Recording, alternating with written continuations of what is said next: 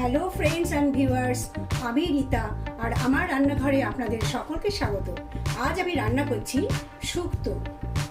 আমাদের মা ঠাকুমা যেভাবে শুক্তো রান্না করতেন আমি সেইভাবে চেষ্টা করছি। যদি ভালো লাগে অবশ্যই লাইক কমেন্ট করবেন এবং আমার চ্যানেলটিকে অবশ্যই সাবস্ক্রাইব করে নেবেন। শুক্তো রান্না করবার জন্য প্রথমে আমি বিউলির ডালের বড়ি ভেজে নিচ্ছি। কড়াইতে সর্ষের তেল গরম করে নিয়েছি, দিয়ে দিচ্ছি বড়ি। বড়িগুলো আমি লাল করে ভেজে নেব।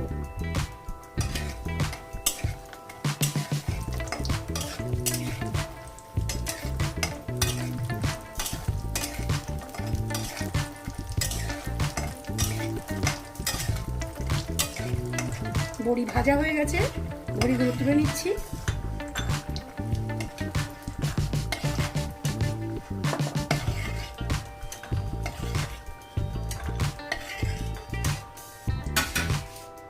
একটা বেগুনকে আমি এইভাবে লম্বা করে কেটে নিয়েছি। একটু নুন হলুদ মাখিয়ে বেগুনটা আমি ভেজে নেব।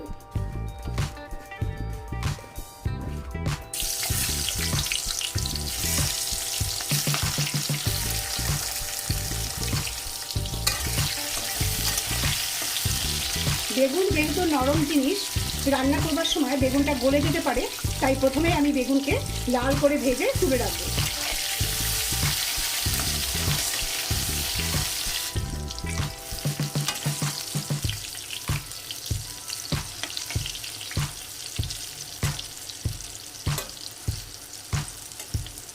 বেগুন ভাজা হয়ে গেছে, বেগুনগুলো আমি তুলে রাখছি।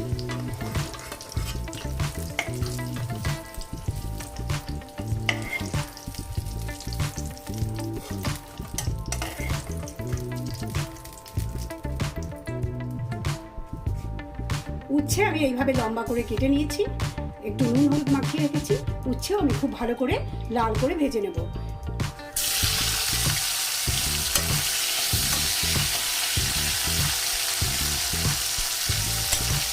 উচ্ছে ভালো করে ভেজে নিলে উচ্ছের মধ্যে যে বেশি চিটে ভাবটা থাকে ওটা কিন্তু অনেকটা কমে যাবে।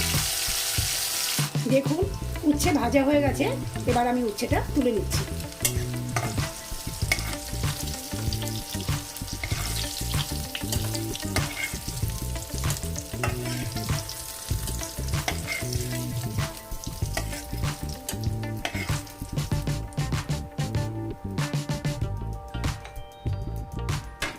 এই তেলের মধ্যেই এখন আমি দিচ্ছি দুটো শুকনো লঙ্কা, একটা তেজপাতা আর সামান্য পাঁচফোড়ন।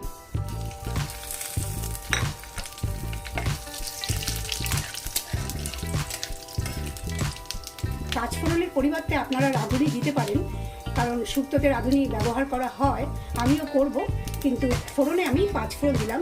এইভাবে করে দেখবেন। দিয়ে দিচ্ছি আমি এই তেলের মধ্যে গাজর, আলু, মিষ্টি আলু, সজনে ডাঁটা আর কাঁচকলা।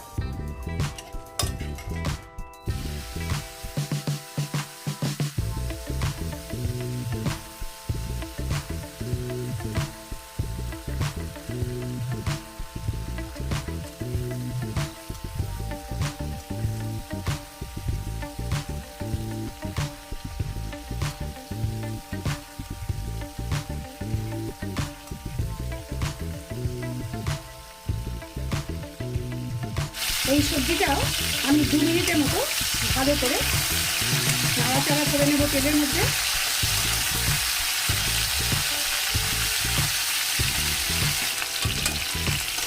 সবজিগুলো তেলের সঙ্গে খুব ভালো নাড়াচাড়া করবার পর আমি মাঝখানটা একটু জায়গা করে তেলের মধ্যে দিয়ে দিচ্ছি আদা বাটা।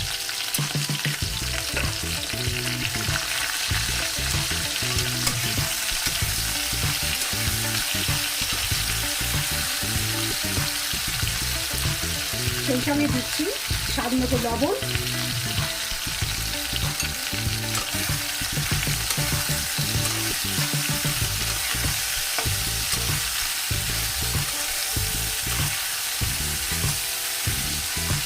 এবার আমি গ্যাসের ফ্লেমটা মিডিয়াম করে দিচ্ছি। আমি দিয়ে দিচ্ছি রাঁধুনি বাটা। আপনারা আপনাদের সবজির আন্দাজ মতো দেবেন। আমি 1 চামচের মতো রাঁধুনি বাটা দিয়ে দিচ্ছি।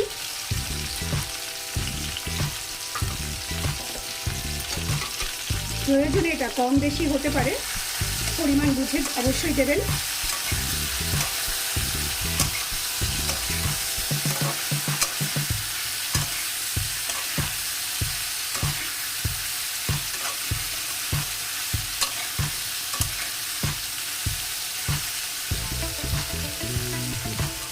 একটু কুক হতে দেবো আমি।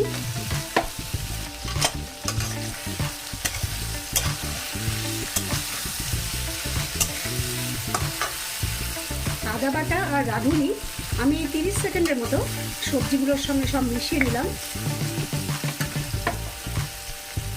এবার আমি দিয়ে দিচ্ছি বড় কাপের 1 কাপ দুধ।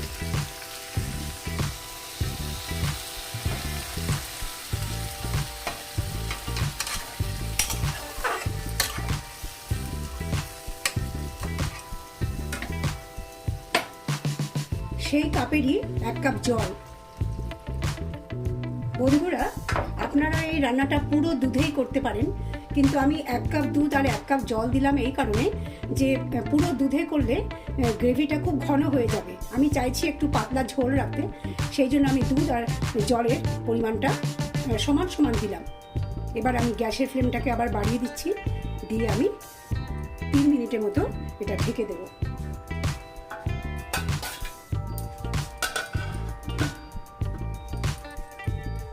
3 মিনিট পর আমি ঢাকনাটা সরিয়ে দেখছি।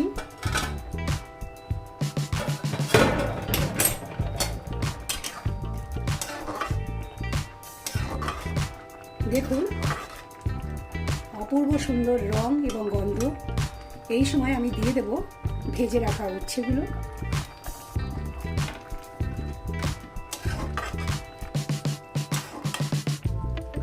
দিয়ে দিচ্ছি সামান্য পরিমাণে চিনি, এটা আপনারা নিজেদের স্বাদ মতো দেবেন।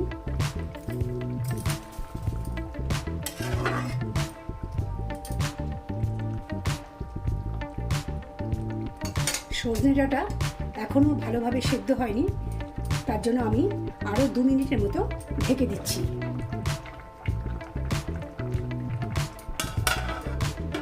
তিন মিনিট পর আমি আবার ঢাকনাটা সরিয়ে দেখছি।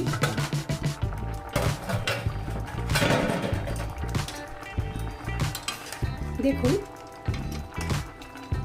খুব সুন্দরভাবে সব সেদ্ধ হয়ে গেছে।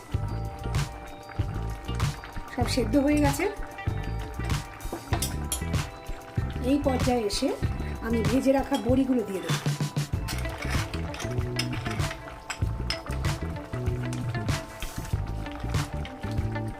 এবার দিয়ে দিচ্ছি ভেজে রাখা বেগুন। বেগুন সবচেয়ে শেষে দেবেন, নয়তো বেগুন গলে যাবে।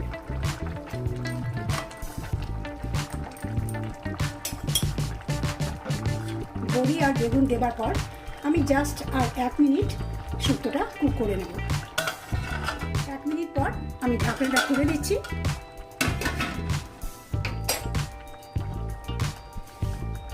শুক্তো রেডি হয়ে গেছে। দেখুন, আমি 5 ফোড়ন আর জিরে শুকনো খোলায় ভেজে মিক্সিতে গুঁড়ো করে নিয়েছিলাম। 5 ফোড়নের মধ্যে জিরে থাকে, তবু আমি একটু বেশি জিরে দেওয়ার জন্য জিরেটা নিয়েছিলাম। এখান থেকে আমি 1 চামচ দিয়ে দিচ্ছি ছড়িয়ে।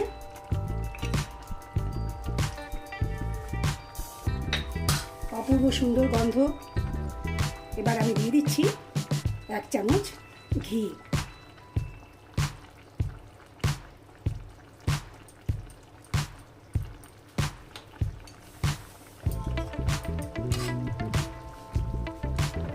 ঘি আর মশলার সঙ্গে শুক্তোটা মাখিয়ে নিচ্ছি। বেশি নাড়বো না, সমস্ত সবজিগুলো ভেঙে যাবে। আমি গ্যাসের ফ্লেমটাকে অফ করে ঢাকা দিয়ে দিচ্ছি, তাহলে সুন্দর গন্ধটা শুক্তোতে রয়ে যাবে। ভিউয়ার্স, রেসিপি ইনগ্রেডিয়েন্টস আর কিছু টিপস কুকিং ইনস্ট্রাকশনের সঙ্গে ডেসক্রিপশন বক্সে দেয়া আছে।